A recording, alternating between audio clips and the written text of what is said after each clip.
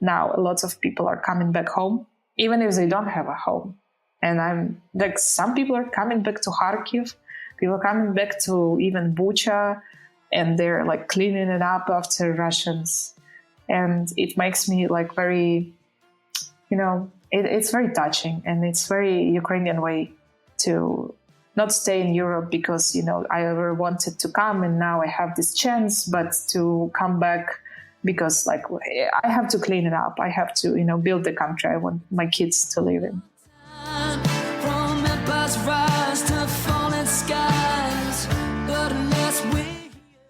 Hello and welcome to a new episode of the Yellow Van Stories. We're so happy and grateful that you have made the time once again to come on board with us today. I'm your host and driver, Bastian. We've been waiting just for you and kept your seat by the window side as usual. After Russia's invasion of Ukraine, the topic of the second season became very clear to us. We decided to invite Ukrainians into the van to share their stories with us and to learn more about Ukraine's cultural identity. Because too often it has been appropriated by a chauvinistic Russian narrative. The same narrative that now serves as a pretense to the war. Supporting Ukraine, in our opinion, therefore has a very strong cultural dimension as well. Fonzie's in first gear already, and we are good to go. So buckle up and sit back, because today we're going to meet Anna in Warsaw.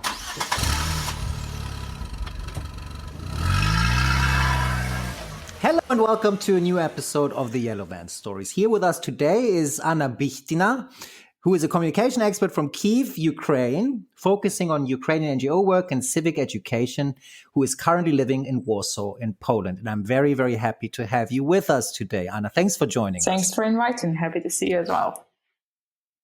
Nice. So now that we've kicked this off, I'm just going to, where are you right now? I'm in Warsaw. Yeah, that's it. All right. How long have you been there for? I came here on 26th of February, so it's the 86th day of the invasion, so less than 84 days. Yeah, that's the number. Almost 3 months. Yeah, that's it. Yeah, that's true. I could. All right. I could use shorter number. No, don't worry. No. It's. I think. No, actually, to be honest with you, I think it puts it in a very good perspective to have the days, not the months, because it's a bigger number, and it will definitely drive home the point of what is happening in Ukraine a lot better than the months or years, because it seems a lot smaller than the days. So I'm totally with you in that sense. I will just read a very short CV of you so that people kind of know who I'm talking to, who they're listening to. And then I have a lot of questions related to communications and everything. Let's see what we cover of that. And I'm looking forward to it very much. So this is what I wrote. And if you have anything to add to that, or you say there was a gross misinformation in there, you can just let me know afterwards, and we will rectify everything. Let's see what you find out. Let's see what I messed up this time. Okay. So, Anna is a communication and PR expert from Kyiv, Ukraine, focusing on Ukrainian NGO work and civic education, currently living in Warsaw in Poland. After the outbreak of the war, Anna and her boyfriend fled Ukraine to Poland, where they're currently living with friends. Anna was the president of AEG Kyiv, which is Europe's biggest interdisciplinary student organization. She's been traveling extensively in Europe and is, I think it is safe to say, a strong proponent of the European idea. Additionally, she worked for Free Russia Foundation, which supports civic society and democratic development in Russia for almost 2 years, and has therefore many Russian acquaintances as well. Anna's work and experience are exceptional, and I couldn't be happier to have her on board the Yellow Van today to hear opinions and perspectives on a variety of topics. Welcome to the Yellow Van, Anna. Thank you. So, I would like to ask you to start off with. Sure. Would you just in rough strokes, pretty much, maybe share your story with us, what happened when you left on the 26th of February? And also, the motivation is obvious, but there's still a process in place, like where you go, wow, I'm really leaving home now, and I'm heading into another country, and I'm leaving this behind. Yeah. Well, I think it's like one of the days that I will remember forever. First, we were woken up not by sirens, but by our friend who was actually crushing the door, because I think we couldn't hear that. Like I never heard sirens in my life, so I was not like prepared for that. And then the first 2 days, so it happened to be that my boyfriend, who also worked at NGO, his team was already in Lviv, and I was in Lviv because I was there for a work trip, and I decided to stay there for longer. So we all were in Lviv at the moment, and we decided that first we will try to evacuate as many people as we could from like the hot places, and they were all over Ukraine basically, which was like very scary. So there was a lot of work in the first 24 hours, and I didn't, let's say, do anything on communications in the first, I guess, 48 hours, because it was more like about shock on that is really happening, making sure that all of my relatives alive, all of my friends are okay, and moving somewhere from their places to safer places. And then I think it was the second day, it was the 25th, the Friday. And my boyfriend just told me, like, I think we need to like leave the country. And I was like, what? Like, no, I'm not leaving Ukraine. Like, that's my home. And I was really, like, I was like very like, no, I'll be fighting. But honestly, now I understand that I was just not very good in understanding what's really happening. I think my mind was like, we're in Lviv, first of all, so it's like more far than the east of Ukraine, center of Ukraine, but also it just was hard to believe that it's actually happening. Like I was reading the news, I was seeing the information, but my mind was like, nah, something like that. And yes. And then everything started to go very fast because, when someone is telling you that we have to leave, you're like either say, no, I'm staying, or you're like, okay. And you're just following, let's say, what others are saying. So I was with the group of people from different countries, actually, from Ukraine, from Belarus, some from Russia, from Kyrgyzstan, Kazakhstan. And it's like they all been living in Ukraine for a while. But they understood that let's say it's really bad. It could be worse for them, let's say. Yes, they don't know like what will happen. And so they decided to move on. And for some of them, it was actually the second time they are fleeing from the countries, like Belarus, right? They're losing their home for the second time. It was very, bad for them as well.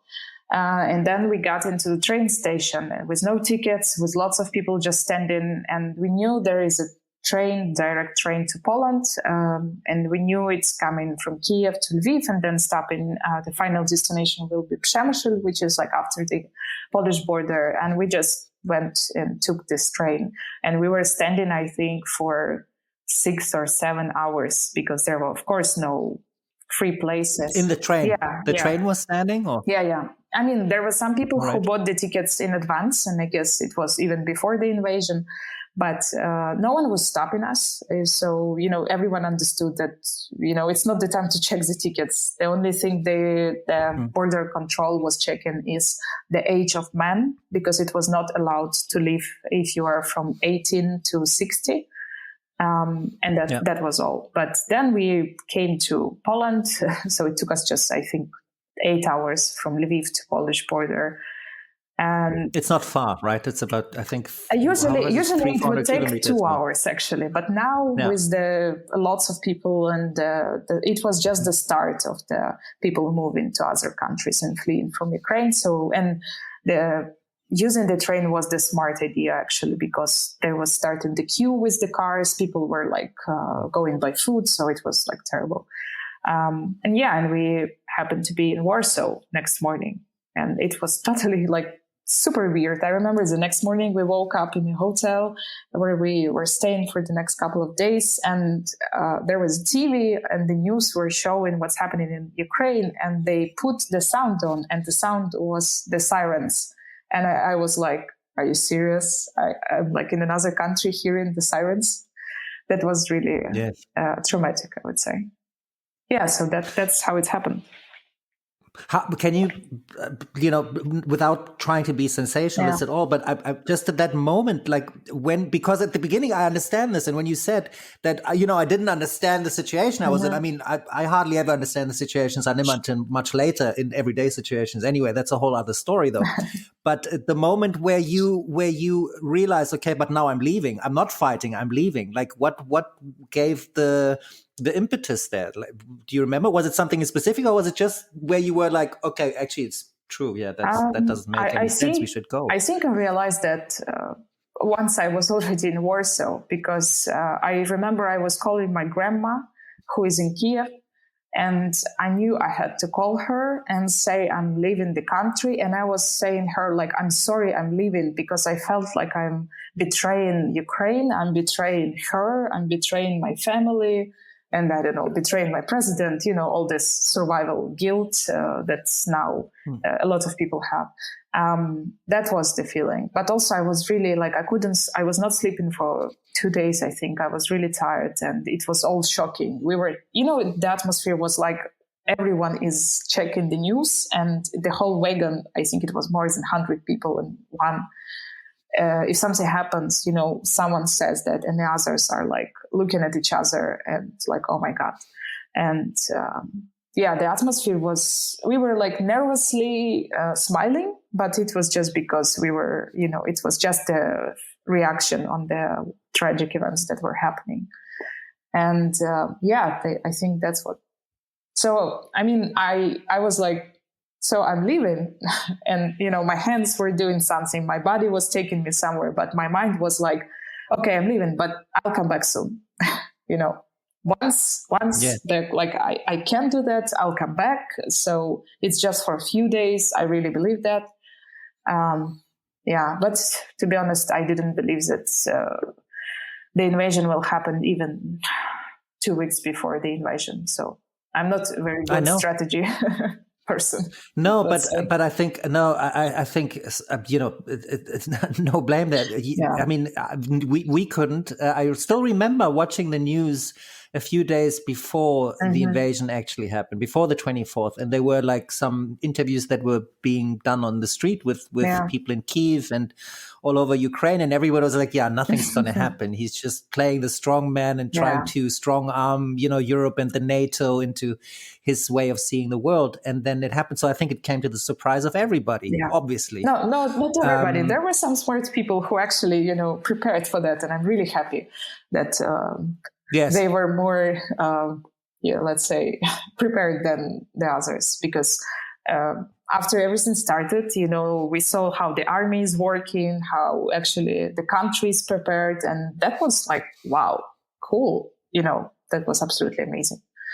Yeah, with people. And I think every case is special. But in general, we all were like more like, oh, my God. Yeah. Yes. Can't believe this is happening. Yeah, exactly. How is it now 3 months later? You spoke about survival guilt, which is something that's very common. Have you found a way to cope with that?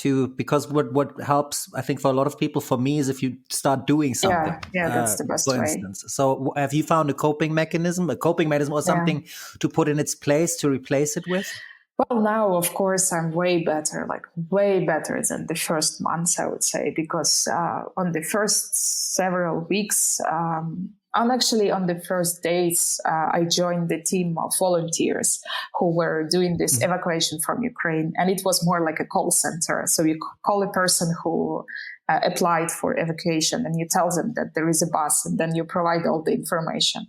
And the first days I was This was in Warsaw, right? Yes, that was in Warsaw. Yeah. It was like, the team of people who were organizing it in Warsaw and in Lviv. And the buses were coming from different parts of Ukraine through Lviv. And then, so some people could stay in Lviv, but the others, for example, could go to the Polish border. And then next steps, it's what they decide. And I clearly remember that I think it was 28th or something that I would go to the office with this group of people. I came to Warsaw because, there was this unity between us, the special one. We all were in the same shoes, of course. And it was not necessary to explain if you are like started to cry or you're sad. It was like, it's okay. And I remember I was like, oh God, I mean, I'm doing my, let's say, daily work, but it's not enough. And I need to feel, not even to feel, to see that what I do, it's helpful. So I decided to work with them on this evacuation story. And it actually was like such a relief because I could hear people, telling like, can I take 2 dogs? And I'm like, of course, yes, bring them on the bus. And people were like taking a lot of animals with them. We actually counted that there was more than 3,000 people that we helped to evacuate. And there was more than, I think, 50 different animals, even a snail. Wow, no way. Yeah. A snail. And a parrot. So I was like, this story has made me like, really holding on, let's say. So that was my first coping mechanism. Then I decided to feel whatever I feel. So I couldn't cry actually until Bucha. Stories, let's say. It was the first time I actually cried. And then I think it was the second phase of my, it's not acceptance, but realization of this war is like a total tragedy. And like, I was so mad. I'm still mad. And I think this anger also helps to do some work. Yes. And I agree. Yeah. I'm still mad as well, just so you know. And I'm very mad. Yeah, of course. This. Now, I think the first 2 weeks were difficult for everyone because whatever they would be doing or wherever they will be, like geographically, they need to adapt the new plan, right, of the projects, the plan, because everything like that we did, for example, it was like impossible to do it the same way. So now it's more or less like we understand what we do. We understand that like there are several scenarios. We know that we have several plans, A, B, C, in case of this or that happening. Of course, in the beginning, nobody knew because like the first, I think, 2 weeks were like really crucial for the whole scale of the war. And now it's more or less like I have the routine. So I have the normal working hours, and part of my colleagues staying in Ukraine, and they work in the shelters. They work with the sirens, and we get used to it. I mean, not in a bad way. We get used to it because we can work with that, even with that. And a lot of Ukrainians are like, well, that's the new reality. So let's go back to work. Wow. Yeah. Wow. I have no words. I admire that. That's amazing. But I do believe this is also the human resilience in general to find a way of dealing with a new reality. Yeah. I think we also over the last 2 years we've gotten better and better with it because it's been going on for a while now. Yeah. And, so I admire that very much. Yeah, actually, we have a joke now that COVID helped a lot because now we also work online. Everyone in different places, and like it's not difficult to organize anything. Like so yeah. Wow. So that would bring me also to actually your work because. First of all, I mean, you do work in the NGO world, non-governmental organizations, for everybody who's not familiar with that term. And I think the first question I have for you in that sense is how important is the role of NGOs, international NGOs, also in Ukraine at the moment to alleviate the suffering of the public there? Because we always hear about, aids from countries and so on. But how important is the work that's really down on the ground by the NGOs there? Right? I think that's something that actually makes a very different from, let's say, even Russians. Because I was just watching the interview of one. She's a volunteer. She was a warrior from 2014. Her name Maria Berlinska. And she was given the interview and she said, like, if it was all organized by the government, and imagine it would be like one center or one big shelter or one unit of all the help that is distributed to the whole country, the Russians would just, put a bomb and everything would be destroyed. But we have so many not like grassroots initiatives, like people are so united. They are like organizing volunteering like offices, even if they don't have experiences, even if they don't have money. I mean, I open the Instagram and I see a lot of influencers who were, talking about their life, drinking coffee, and I'm writing a book somewhere in Paris. And now their feed is mostly about okay, there is a girl from Kherson, so if anyone knows how to help her, here is her like Insta. So it's a huge chain of people who it's not a big world. You can there is a saying like you need how many 5 handshakes to meet someone. So in Ukraine we say it's 2. Yes. It's 2 or 3. Yes. So yeah, I think it's helped a lot because first of all, people from 2014 already started to do that, and the non-governmental and civic activist world is quite powerful in Ukraine. There are lots of things that actually were not done in a bad way in Ukraine because of them saying it's wrong. It was not always perfect, but still it's, I think it's a very big... Is it... Can I ask you that? Is there a reason maybe, and this is, and correct me if I'm wrong, because this is obviously also a question that can only be asked from a certain kind of distance. Mm-hmm. And I'm brushing up on my Ukraine knowledge as we speak, like, I read and stuff. Yeah. But is the reason for this big civic initiative and the civic movements that exist, is that also a reason? Does it also exist because the state structures in Ukraine are still in development? Some of it, at least. Don't in development sounds terrible. In Ukraine there has been a problem with corruption. Yeah. And I think we can openly talk about that. So is that maybe a reason that was very often sidelined and people actually went to people for help and not to the state in that sense? Yeah, actually, if you remember, like what's happened in 2013 when there was Euromaidan, right? And that president decided that he is not seeing us with Europe, but we are more closer to Russia. And you saw like people went on the streets, and that's Euromaidan started.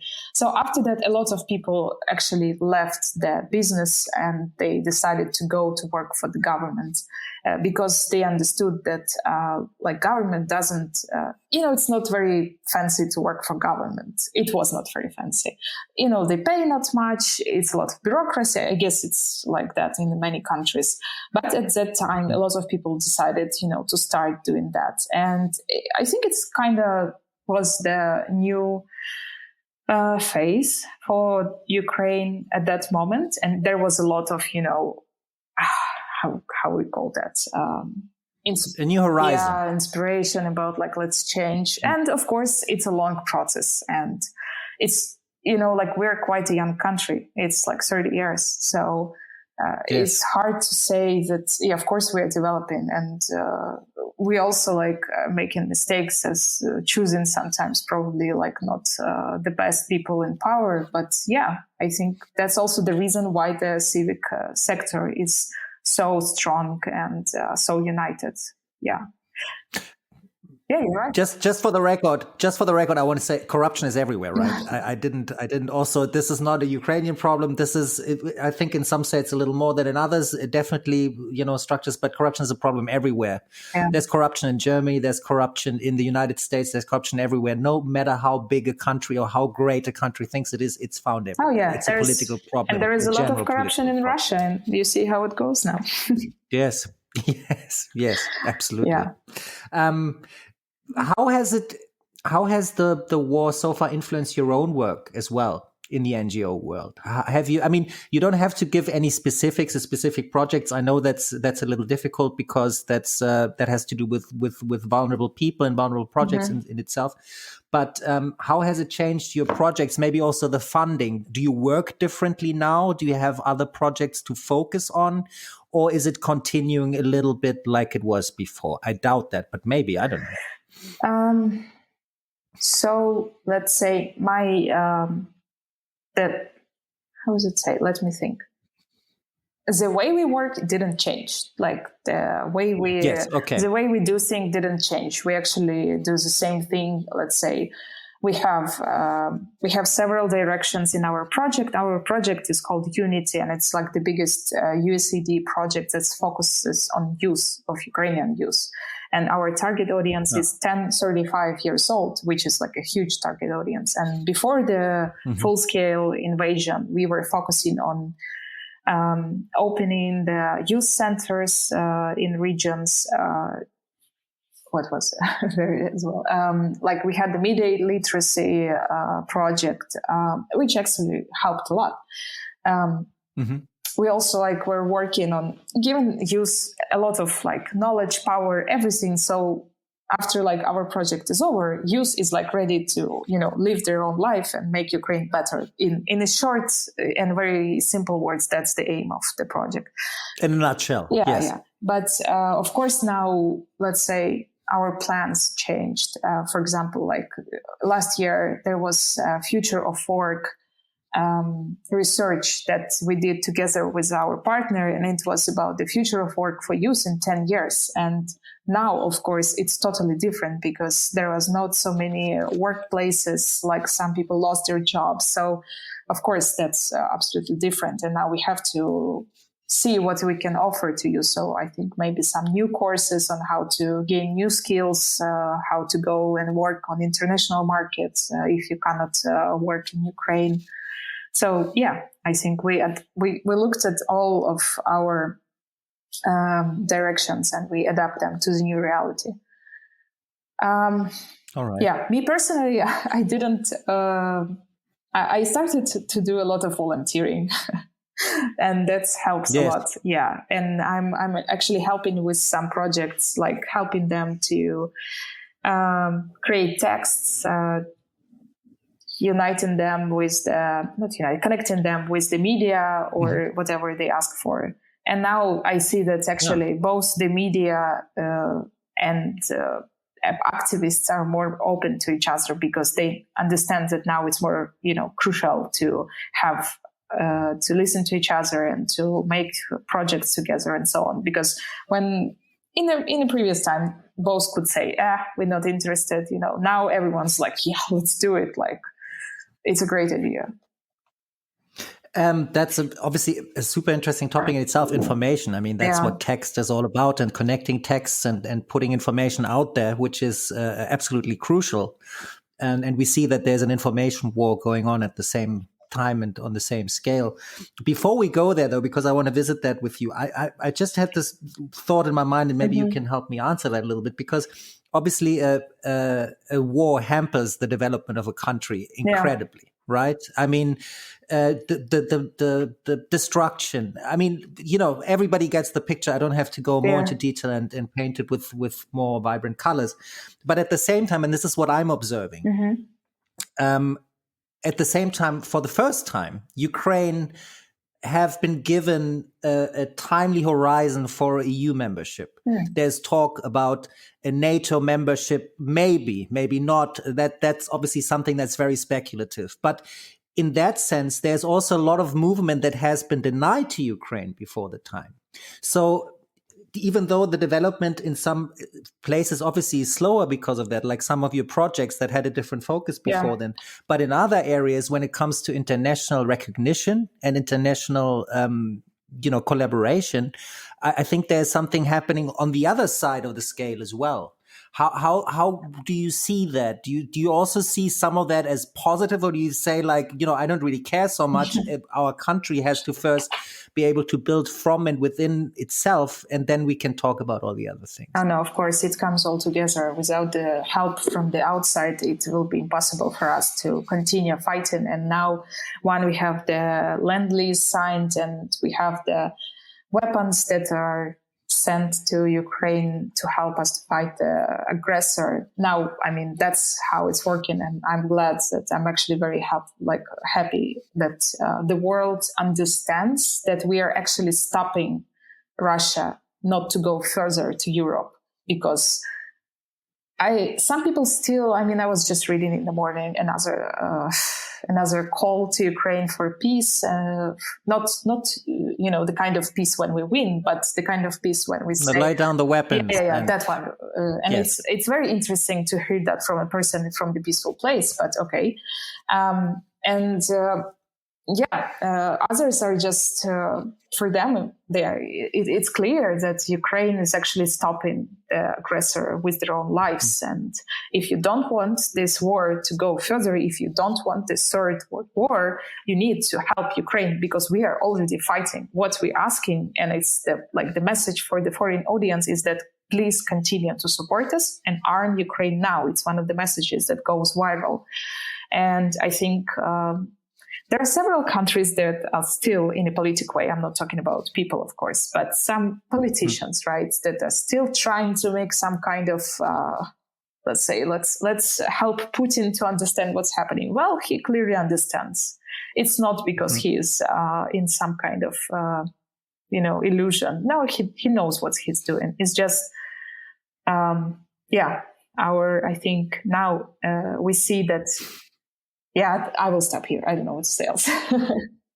So that brings me to the information as well, like we said early on. I mean, with your, communication is all about information as well. And we see like the most documented war in history right now, right? Nothing's ever been documented like this. Yeah. There are, videos, texts, so many platforms, media, every single day, you see it everywhere. Yeah. Is there such a thing as too much information, or is there just still not enough information? I think it's not enough from my side, because I think how many seconds now the human brain can hold on one picture, or I think there was 2 or 4, so I mean the information is everywhere at the moment, and it's how we live now, and it will be changing, not in a way it will be less, right? So now in Ukraine we have to fight for all the attention, and unfortunately, yes, sometimes it feels like we're losing it, especially when we're not reaching countries, I don't know, somewhere in South America. But I'm very sorry for those who are tired from the war, but Ukraine is suffering from the aggressor, and people are dying every day. So until it's over, you will see a lot of news about that. And I hope that all these evidences, all these photos and the videos will still be there, and this will be, I wanted to say, a lesson for a future generation, but I guess people do not actually learn from that. I don't know. But anyways. Seems history repeats itself a lot of the times. Yeah. So, maybe it could be used as some kind of stories and cases for those who will want to learn the history of Ukraine, and how it was happening, and how brave Ukraine was, how West started to help, and so on. So I think... Well, how the West wanted to help, that sounds a little too glorious for the West, if you ask me, but fine, let's leave it at that for the moment. But you also said just now, there's also very much division in the West and also in Europe. I mean, you just said about the German, not the German, but about people that say for Ukraine to lay down their arms, and just say why the suffering? Just let Putin have his way. There's a very big discussion like that going on in Germany. Yeah. With open letters. I saw that from the first days. I'm sure you did. And I was very shocked.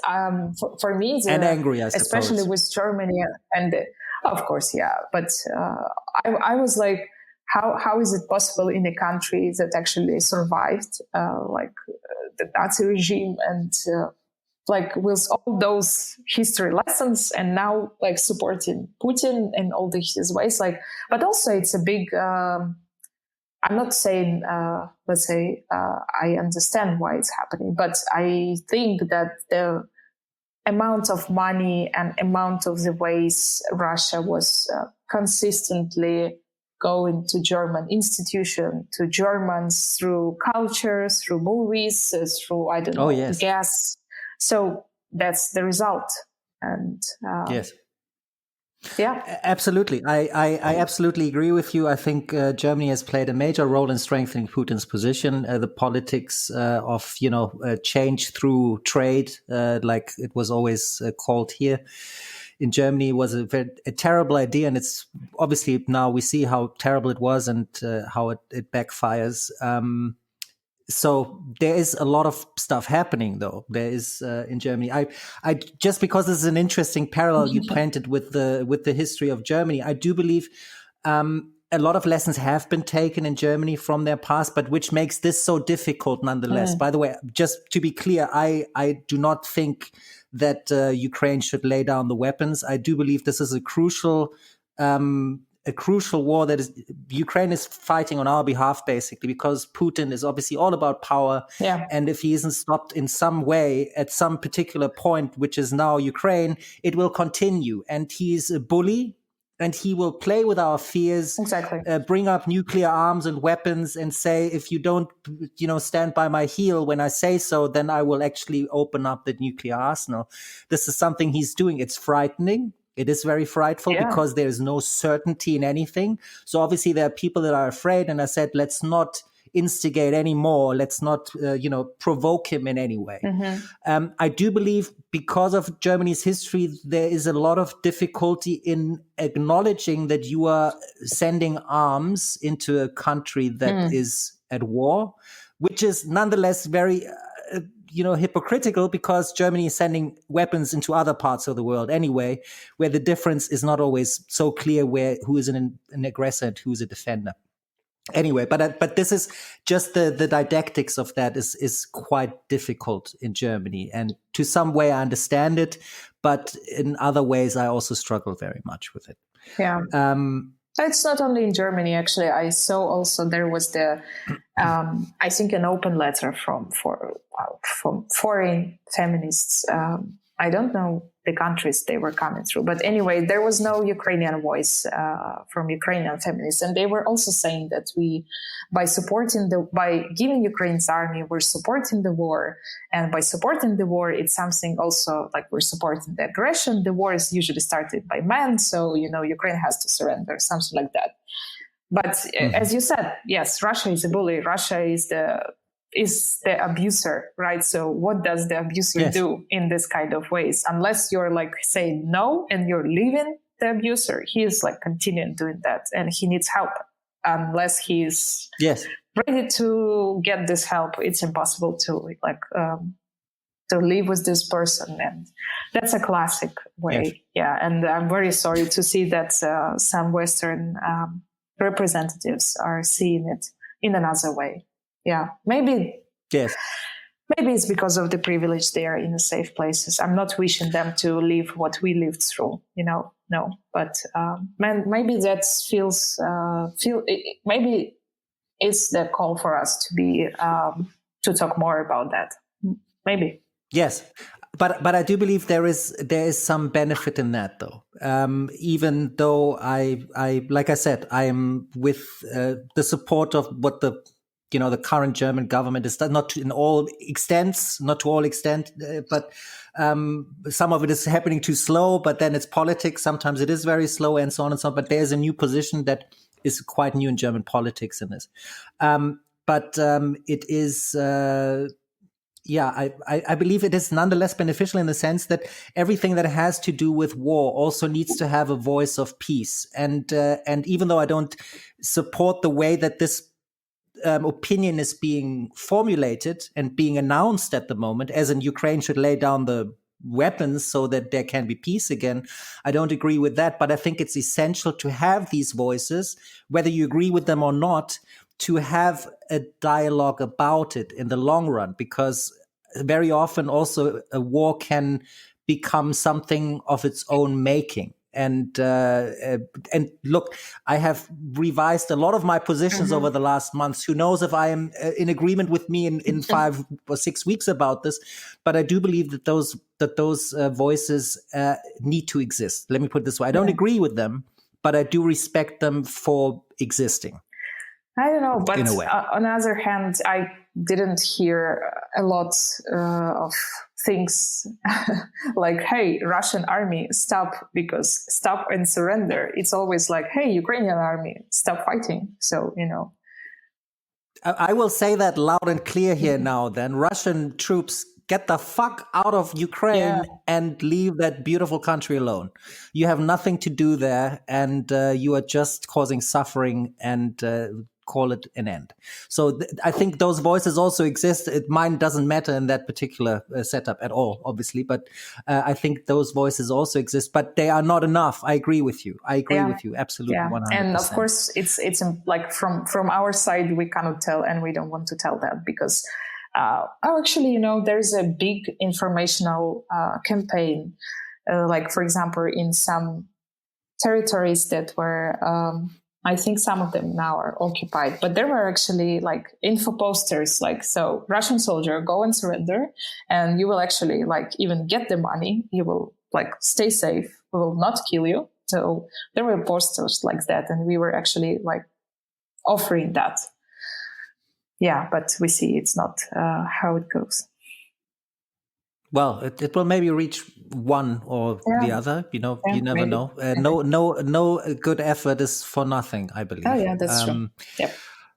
I would like to stay with this whole topic a little bit also about language, because I don't know if you're familiar with, most probably you follow the discussions in Germany as well, as far as I understand a little bit, right? So then Andrei Melnik as well, the ambassador to Germany, Ukrainian ambassador to Germany. He is someone that, how can I put it, who is very,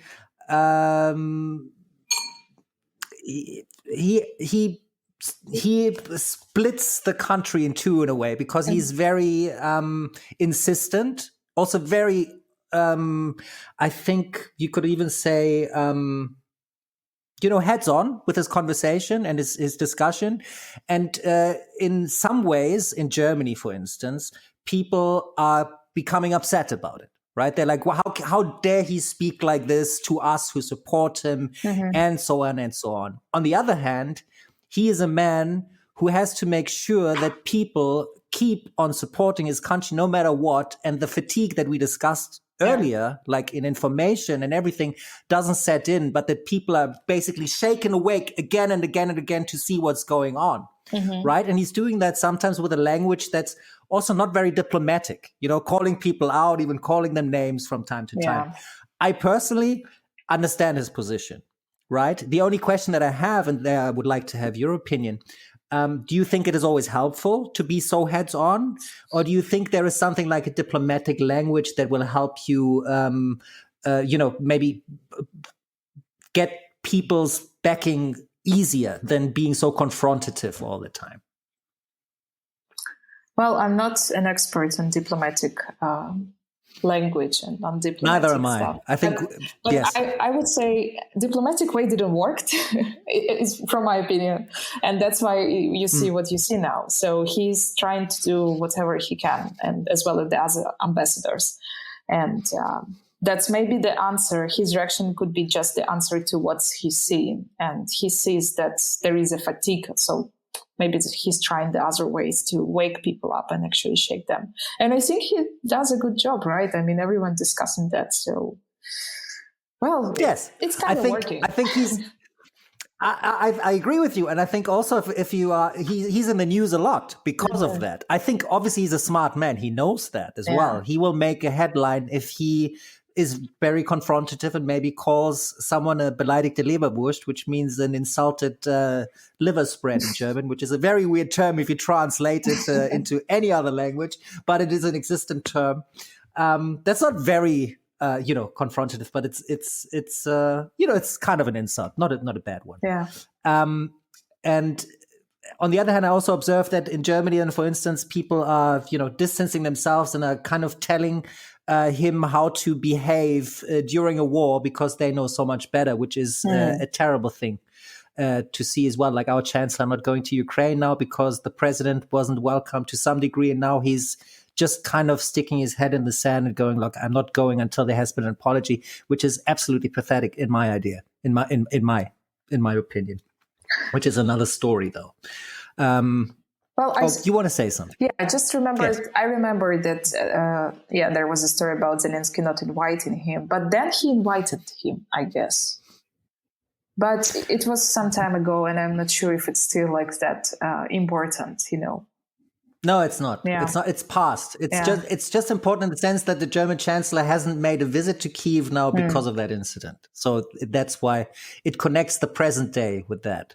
He said he shouldn't come, Zelensky at the time, because of Steinmeier's Germany's president's involvement in the whole, Russia diplomacy for years and years as chief of the chancellery and foreign minister in Germany. He was a main architect of Russian policy at the time. So to a large degree responsible for what's going on now in Ukraine as well.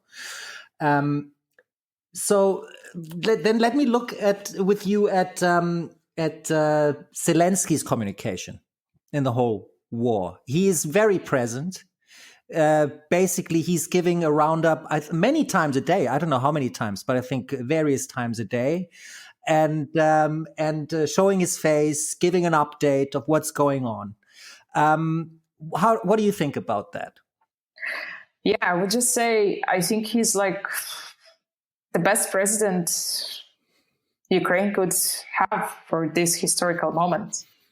Because the way he's representing us, the stuff that he's saying, his style, everything, like what he does is now, he's a symbol. And the symbol is super strong. Like I'm talking both like Ukrainian, just a Ukrainian girl, but also as a communication specialist, because what I see is like, wow, I can applaud to the team. I know it's a team. It's just not just him, of course, that would be impossible, but those who does that, those who help to do all this work. I mean, yeah, you can see he's doing the interviews. He's actually does the every evening check-in on Telegram, and this is being translated both in English and Ukrainian. He's answering very fast to different requests with the media, with international stuff, and he both does that, with just general just people and Robert De Niro, who actually I think was on the call with him last week, and I was like, what? Okay. Last week. I remember Sean Penn being there, but yeah, Robert De Niro. Sean Penn is old great. News. Old news. Yeah. But Sean Penn was there before, so he's more interested in what's happening, because he was there because he was going to the east of Ukraine and he wanted to see what's happening now. So I think he was more, let's say, into the Ukrainian history and the news. But the others, oh wow, okay, cool. So that's the short. I'm very proud. He's very present, and I think that's.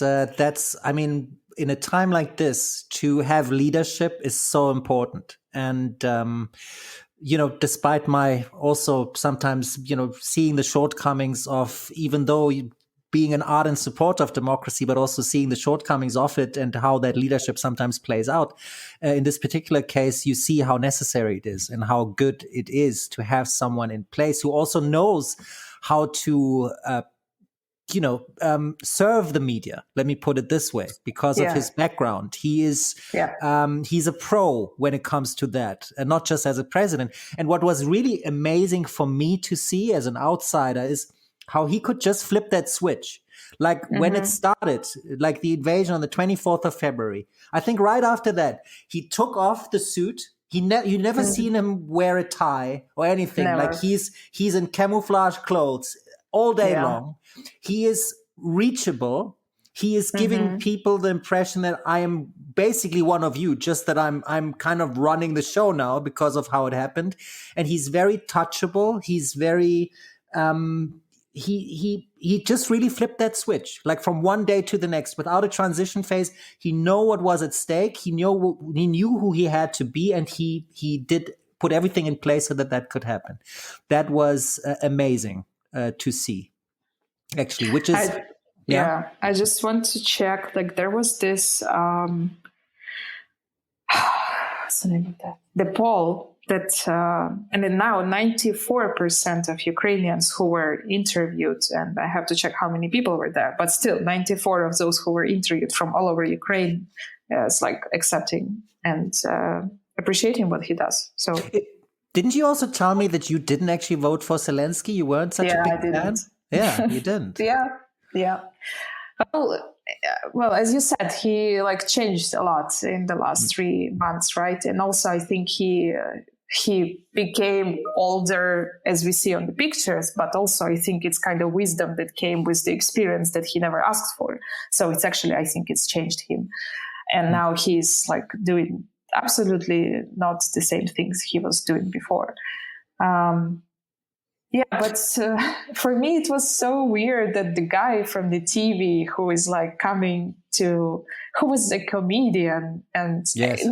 I didn't like all the jokes. I mean, it was a very people, I don't want to say I have another level of jokes, but still, he was like just a regular guy from the town Kryvyi Rih, which is like, not the best town in Ukraine. It's a very industrial one. And he was like the people person.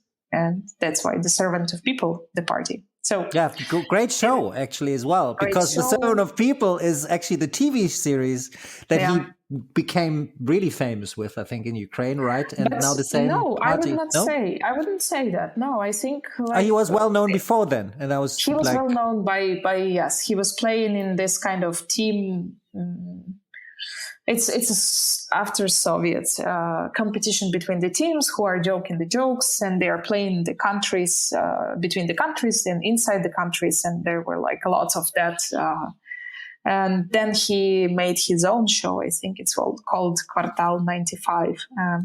And he became the head of it. And I think with his team, he was like very popular, like super popular. And he's quite handsome, so he had a lot of attention from, women, men.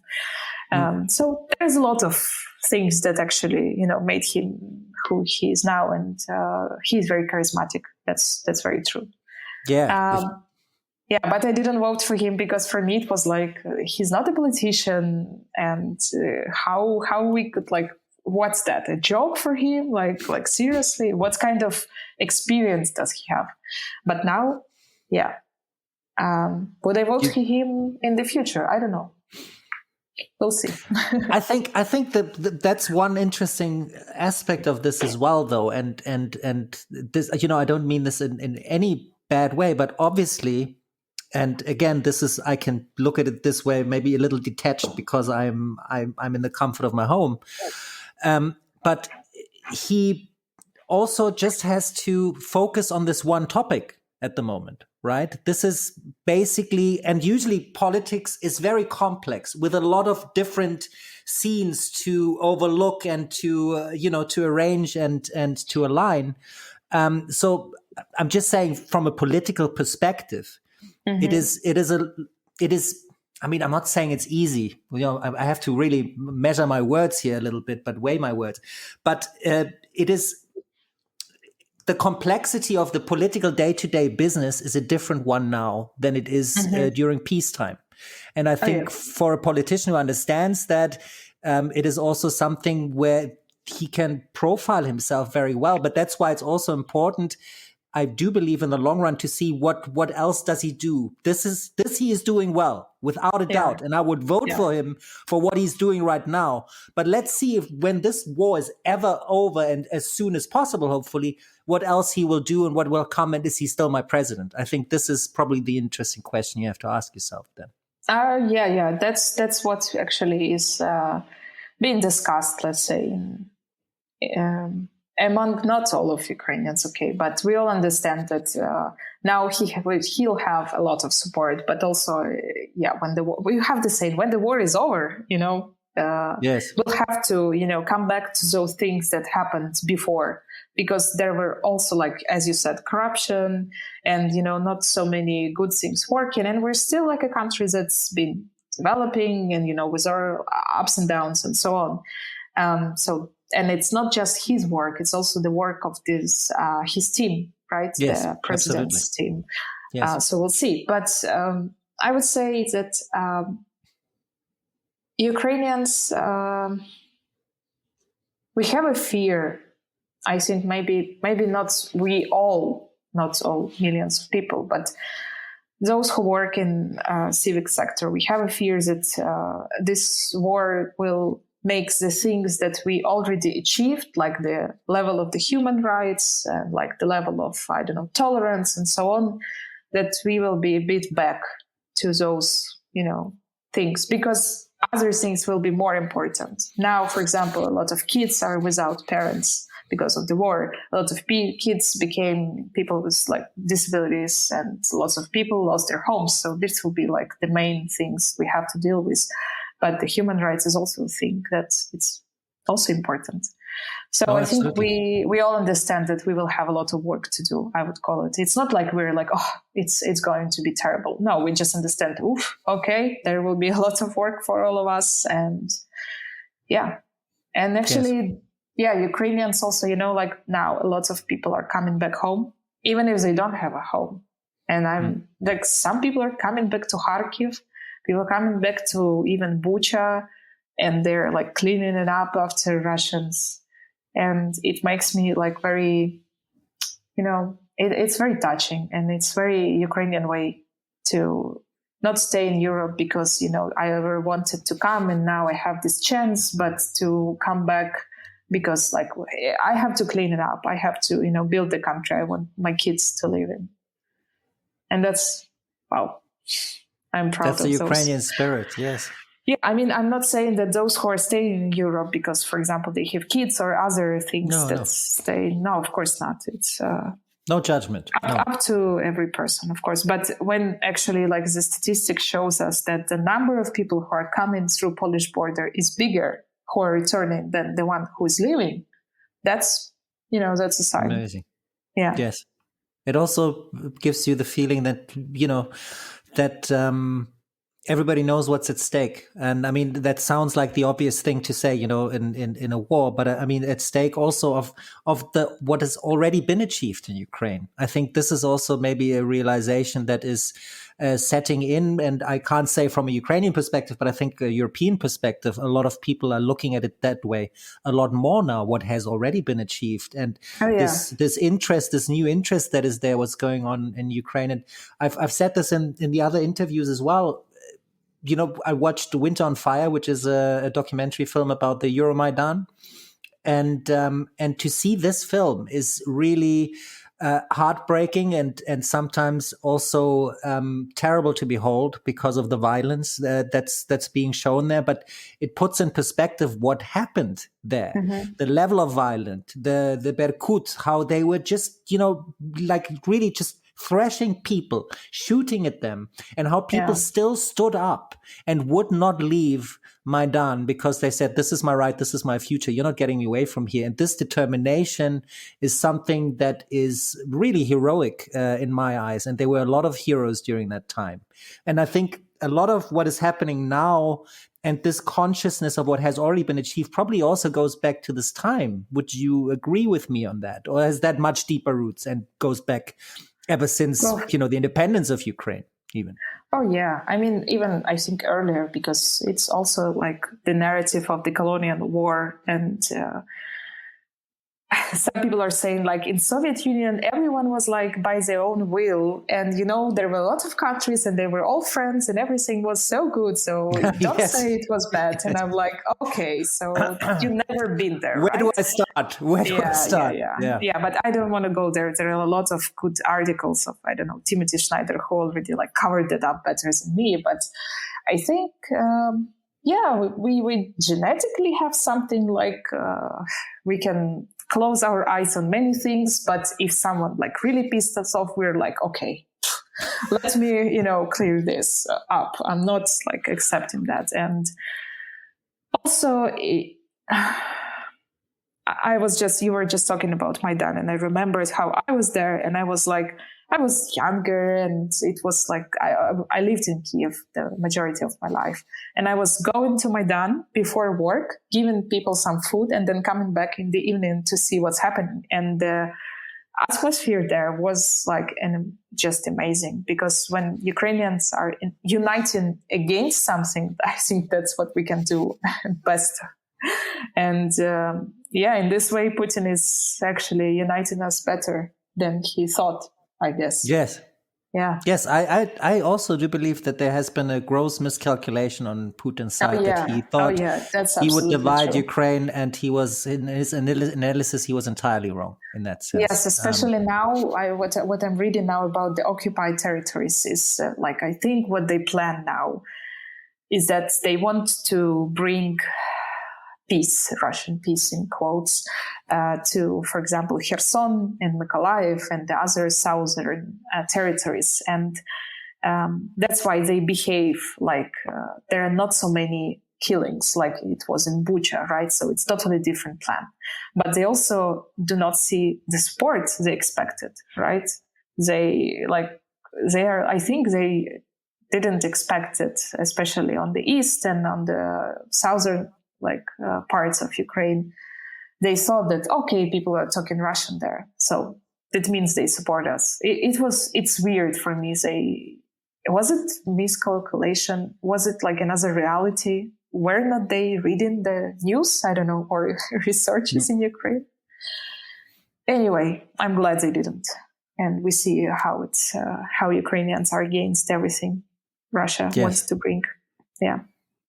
How they are against aggression, chauvinism, and all those things united. It's very impressive. This is actually a good transition to another topic, because we're talking about the Maidan, and we're talking about the whole Maidan movement at the time had to do with Europe. With the turning away of Yanukovych at the time from European policy that was already on its way and basically decided, and then overnight changing his mind and saying, well, in actual fact, we have so much more in common with Russia.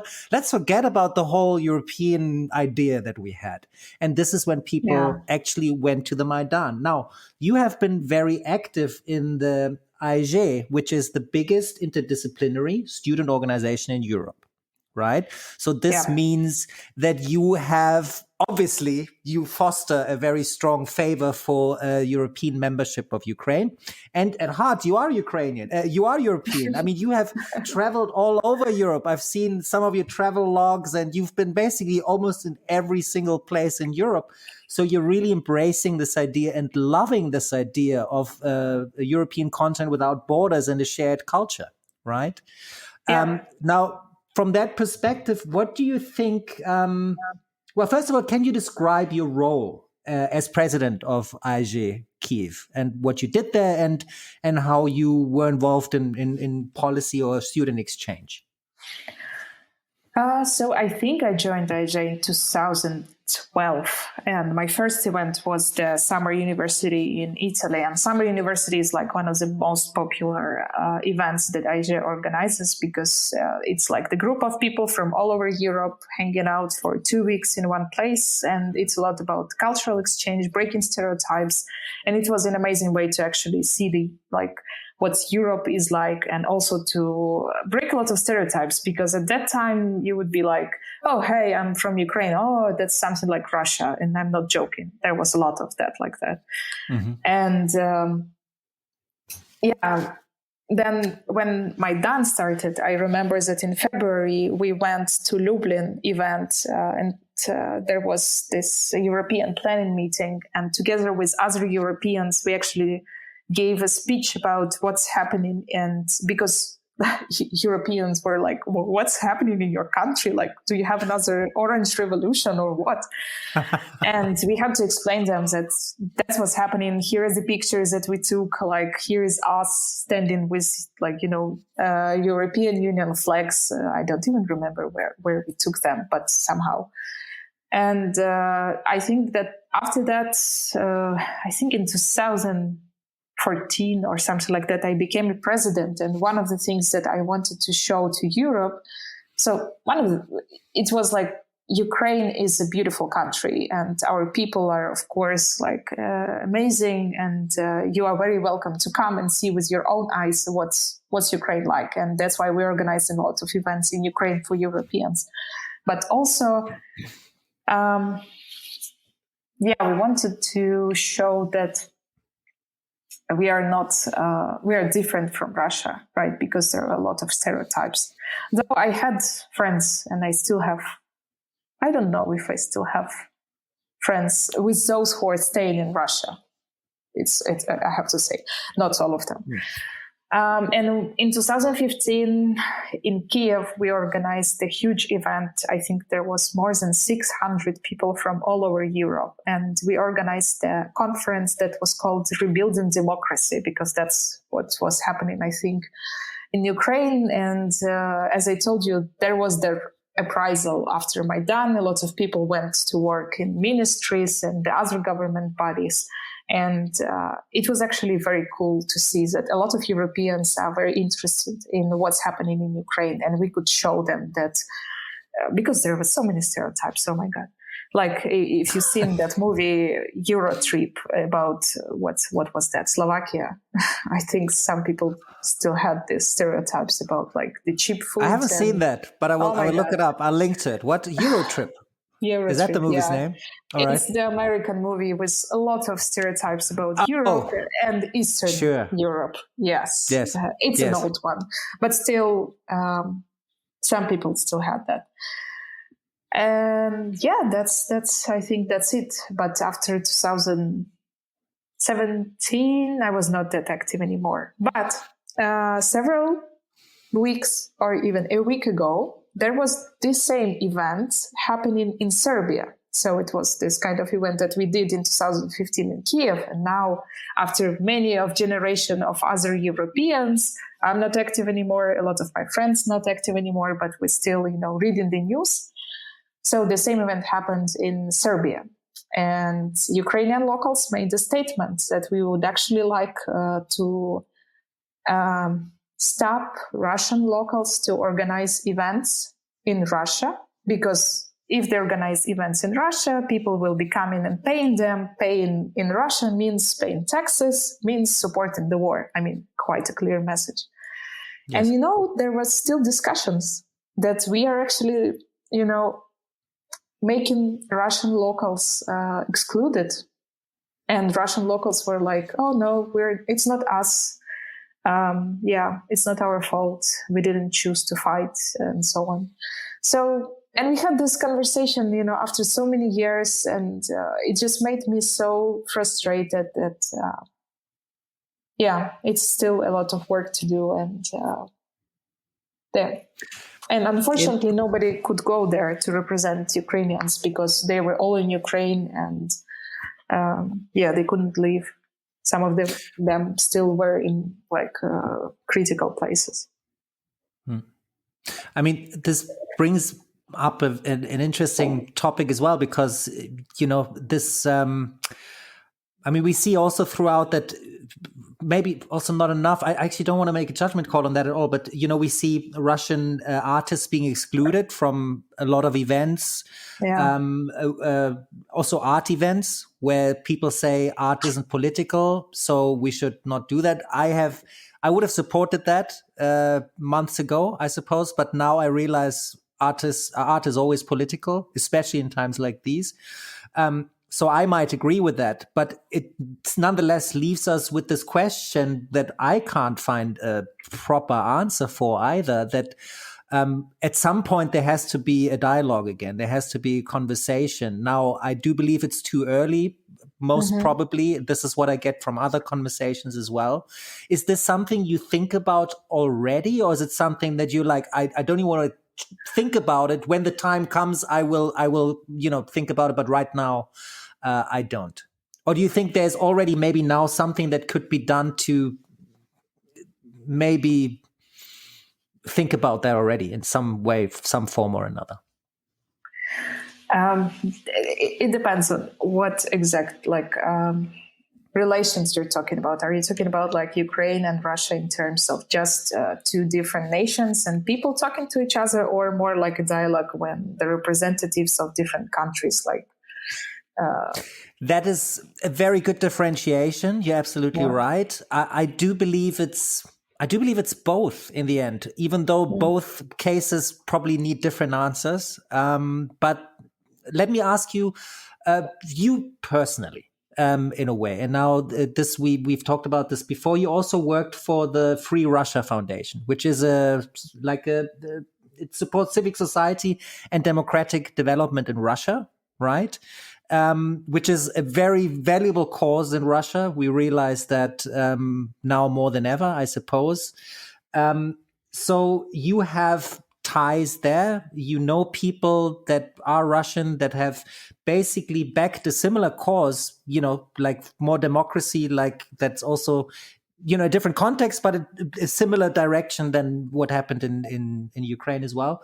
How is it for you to communicate with people that you know from back then on a personal level? Is there still communication happening? Is it difficult? Is it impossible? Is it something you actually don't want to have anything to do with? How do you feel about that?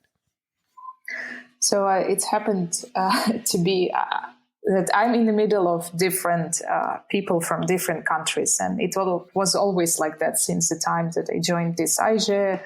So I never judge the person based on the passport or other like race and other things. Maybe by the sense of humor, but that's my that's right. That's international. That's international. Absolutely. Yeah, and I would say that if we had more people like those who are working in Free Russia Foundation and fighting, like not just saying we're against, but actually, working on how the sanctions are working, because that's what they do. They're advocating the stuff in the US to make sanctions work and so on. If we had more of those people, maybe there will be no war, right? But there are not enough of them.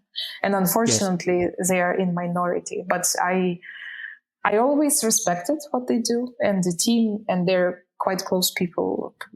And I continue, of course, to talk to them because for me, I would not say that every Russian is like a bad person because of the passport. But now it's harder to say because, if it's hard because what Russians are saying is actually they are like accusing Ukrainians that they accuse Russians. And then I'm like stopping myself because I don't want to talk to those people.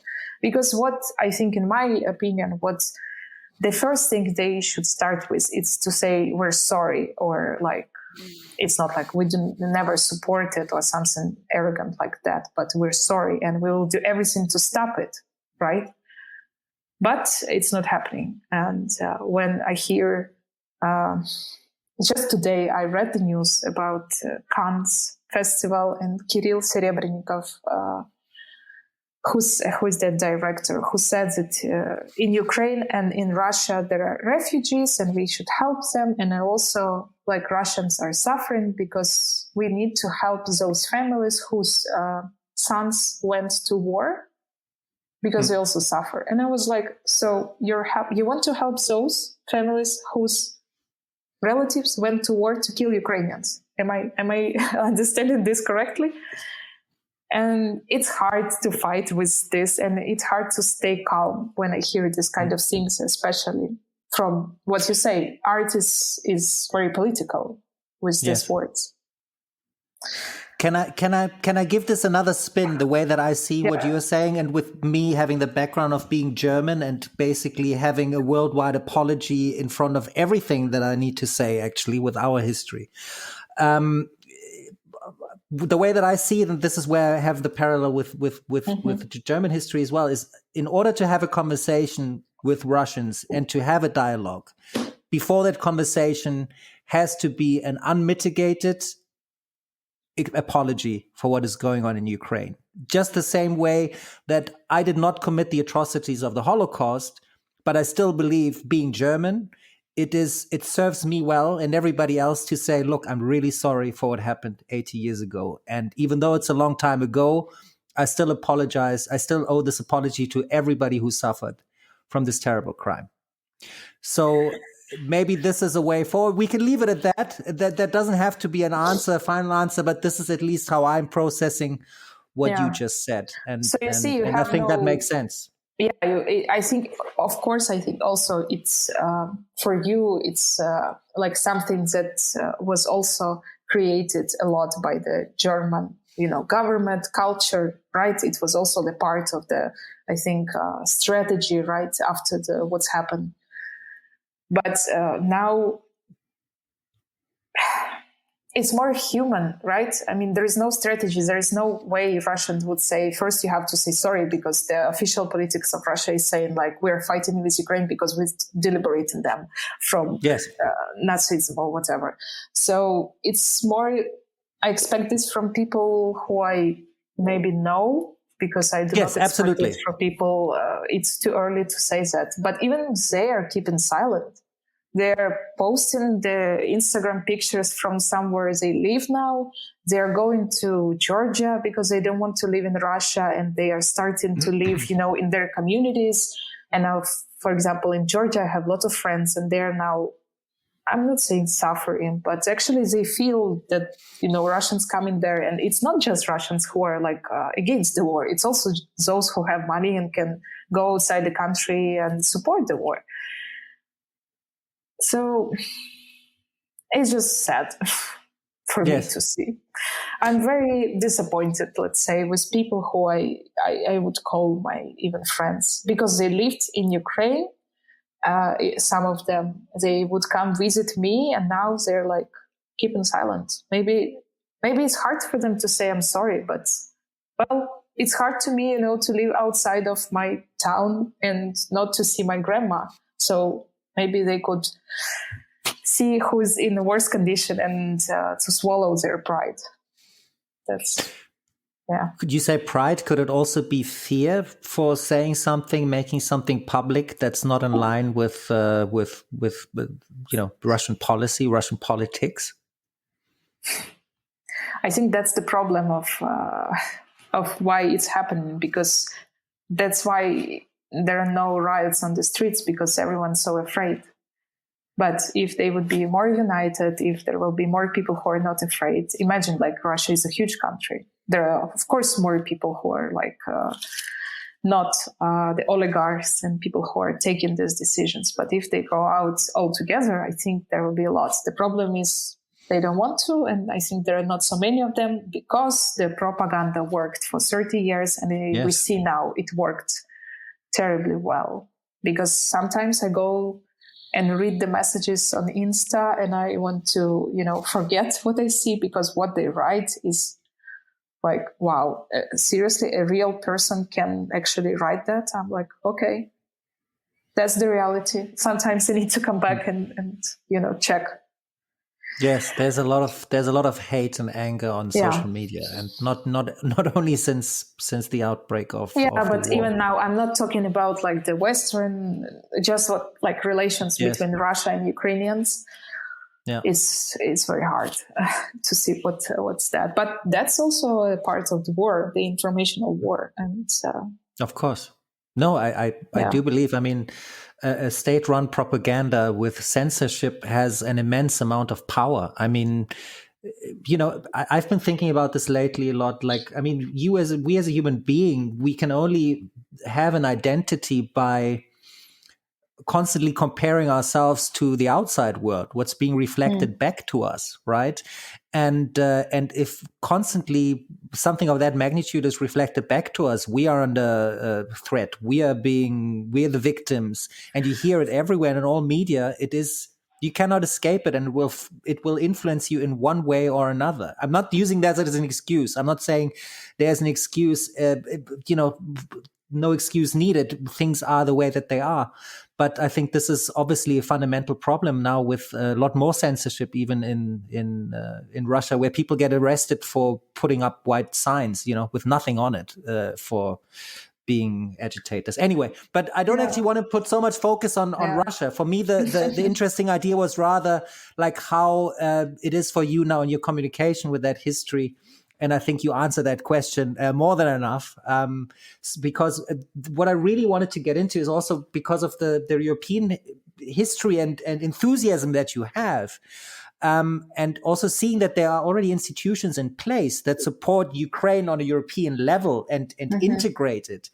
What do you think has been missing, and what has been done wrong in the EU to get Ukraine on board? And why did it take a war for there to be an actual open discussion of making Ukraine a member of the European Union? Oof. I don't have answers to this, actually. I don't know why they were like waiting so long. Maybe they were scared that Russia will start the war. Well, now it's too late. Possibly. I mean, these are things I don't know, and I would never know. I mean, I read a lot of articles, but who to believe? And yeah. Then let me put it another way. I know that's a super loaded question. I'm very good at that, by the way, in case you haven't picked up on that. But what would you be expecting from a EU membership of the Ukraine? What are your hopes for that? Well, I think, like, have you seen the memes that Zelensky is like signing all these papers that EU gave him? And we were all like Ukrainians on the internet, like, what's in there? What kind of questions are like, what kind of food you like? You know? Yes. Also, like, there's the scene, in Servant of the People, where he gets this phone call. It's like, hello, we wanted to offer you the EU membership, and Zelensky is in his role as president. Like, oh, that's so great. That's wonderful. I love you. We've been waiting for this. The Ukrainian people are so happy. It's like, oh, what? Ukraine? Sorry, I thought this was Serbia. Exactly. And then it's Merkel on the phone, and she hangs up, and he's all disappointed and has to go back into his office. It shows a lot about, though, the enthusiasm there is for Europe in Ukraine, and the lack of appreciation for that from the European side. I think it was very condensed in that one single scene. Yeah. So yes.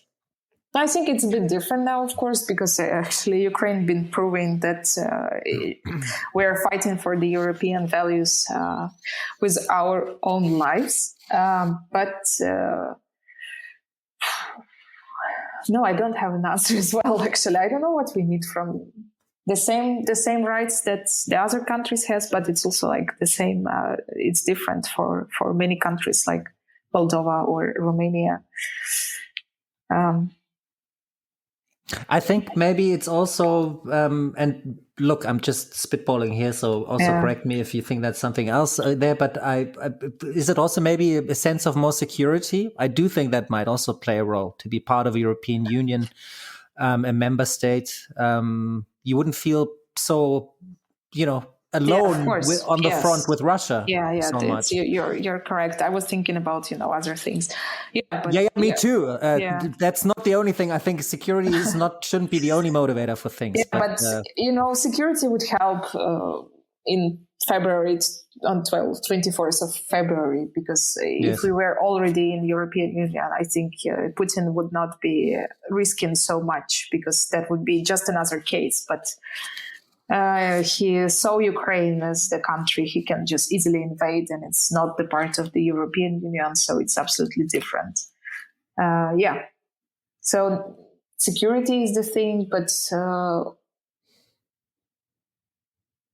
I don't know. It's hard for me to say, because, one of the messages that we were actually spreading around in the first, I think, 2 weeks, maybe 3 weeks of the invasion was the close the sky. It was the call to NATO.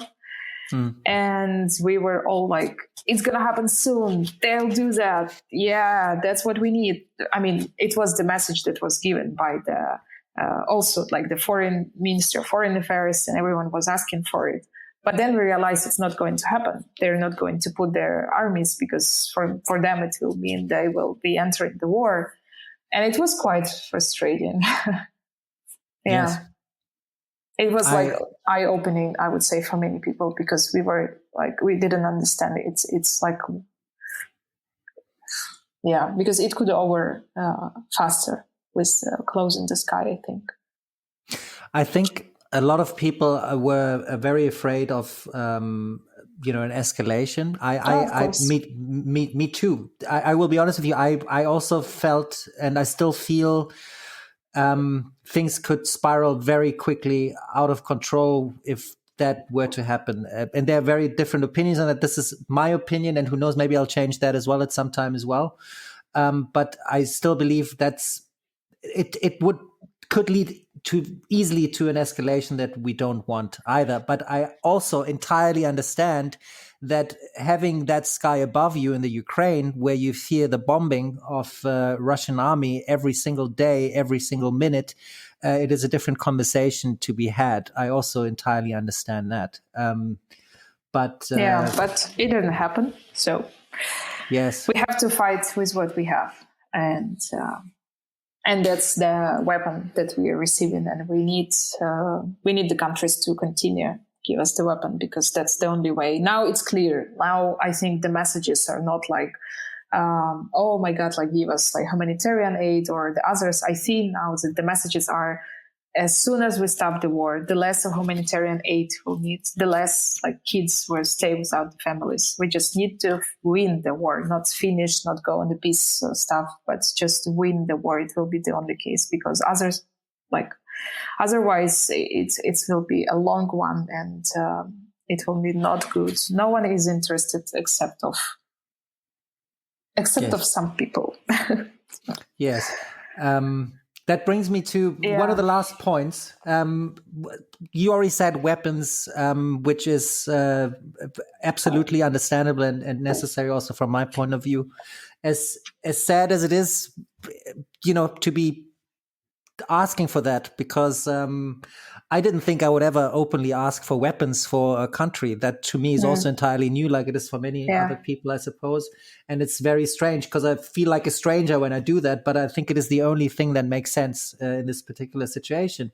What else can Europe especially do, being the neighbor, the one integrating factor in this to support Ukraine further, more? I think I would appreciate if Europeans in general would start to give more attention to not just what's happening now, but also to learn some of Ukrainian history and understand why this happened like that. So not because, there was a country, Ukraine, it appeared 30 years ago, and somehow Putin decided to invade it, but to understand what was the background, what was Russia doing. And it was not just the first time, the terrible thing happened on our territories. It was the Holodomor, was lots of people died because of hunger that was created by the Soviet Union. It was a lot of artists, cultural representatives who were killed because they were, promoting Ukrainian language and the culture and the music and so on. So there was a lot of repressions, and it's the style of Russia. That's it. We have to stop it. And I think that would be cool if people would finally understand it and accept it, because I don't want to live in the world where I see that this is accepted, that this is happening and it continued to happen. I was thinking about kids. I think I was like, well, maybe like in 5 years, but I put this on hold. I don't want to raise someone in the world where this is allowed by others. Yeah, I didn't know I would say that, but okay. Well, I think it's very understandable. I have thoughts of similar things, not because of war, but of climate change and other things, and not comparable, but generally the state of the world. Yes. Generally, the state of the world and the problems we have to deal with, and we are not actually to some degree. Wow. What is your hope for the future of Ukraine? Well, the first is to win the war, and then to start to rebuild the buildings and the institutions, and to start to rebuild the system, and to make it for people who live there, and to become more open and more democratic than we are.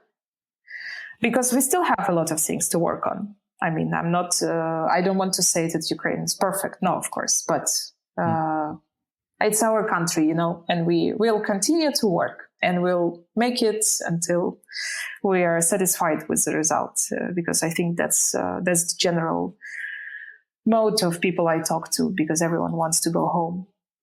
Yes.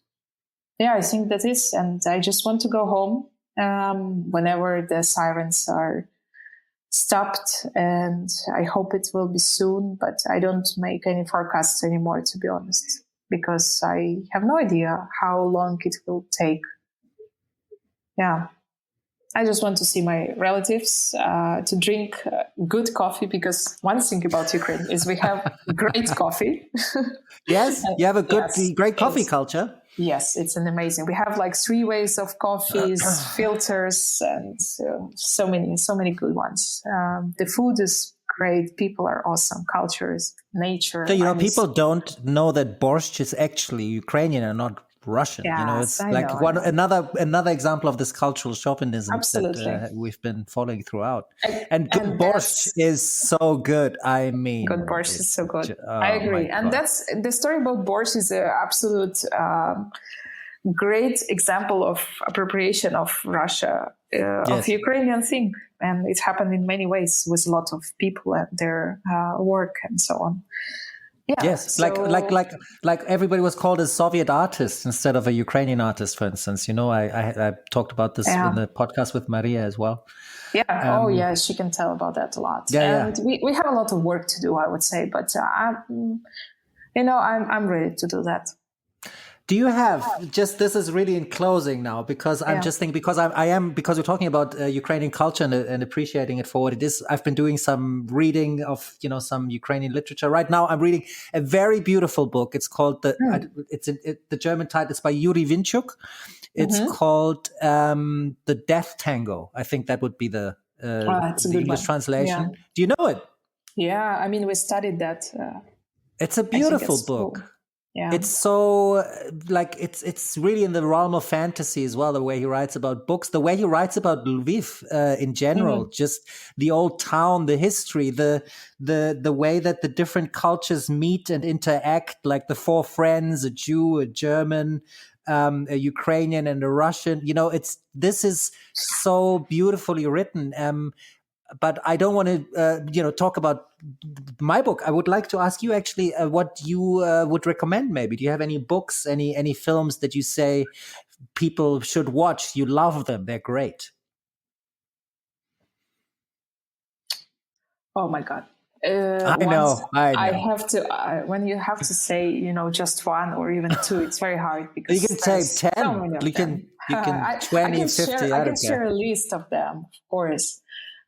I don't know. I will just talk about the one that I remembered just instantly when you were talking about. Yes. So there is one. It's called Tiger Catchers. Tiger Catchers. Oh, yeah, and it's about two boys, 2 friends. It's the book that you would actually read when you're at school, but it's full of friendship, a lot of promises, a lot of unknowing the future and so on. And it's beautifully written. It's a great book. And another one, I think it's called Misto, which is the city. And it's written by Valerian Pidomogilny. I can share the links afterwards. And it's about Kiev. It's about the student who just comes to Kiev.